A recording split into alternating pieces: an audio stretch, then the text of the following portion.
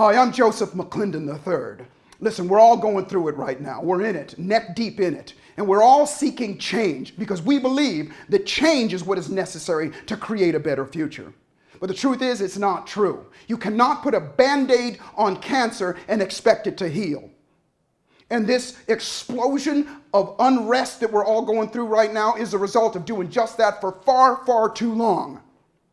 At first it was the civil rights in the 60s, and further back than that. And there was Rodney King. In all of those cases, we all made some changes, didn't we?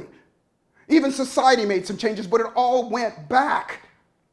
And that's why we have what we have right now. What we want is something called lasting change. Lasting change.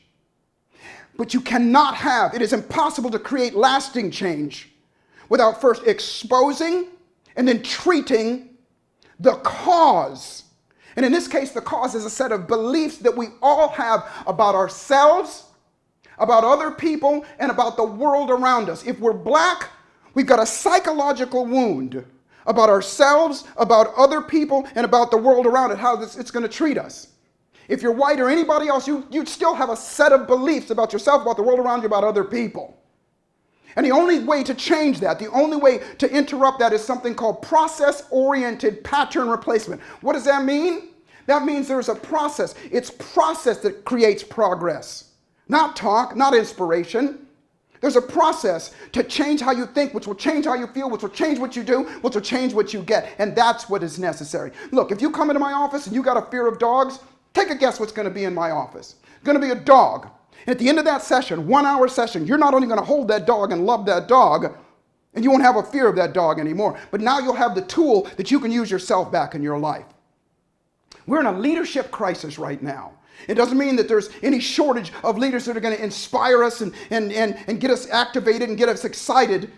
But the shortage is in leaders that are going to teach us how to change ourselves. And so there's 3 steps that we can do right now to create lasting change. Number 1, we've got to educate our leaders to bring into their conversation, into their narrative, the conversation about changing yourselves. And teach them how to do that. And at the risk of sounding arrogant, there's nobody better qualified than me. I have 2 unique skills. One of them is, listen, I am the hired gun. I'm the guy that they bring me into their seminars. For the last 3 decades, other people bring me into their seminars. 10, 15, 20,000 people at a time. 4.5 million people over the last 3 decades. And I teach those people, I show them, I take them through processes, they get results, the lights come on, their lives change, and then they take that back to their communities, and their communities change and they thrive there. But there's only about 3 to 4% of any of those audiences are black, which means there's a huge, huge gap between the haves and the have-nots, and it's showing up right now, and it always has. And so the first step is we got to educate our leaders. Number 2, the second step is that we got to assess the battles. Listen, the war that has been going on for 401 years, any war is won by the battles. You don't just send your soldiers into battles and you go, listen, go out there and you fight until you die. You go out there and you fight until you win or whatever happens. You send them out there and you go take this mountain and you take this beach, and then we're going to assess what happens so that we can send our other troops out there to take care of it and make it happen. So the truth is we got to do that with the battles that we're winning. We won a battle just the other day.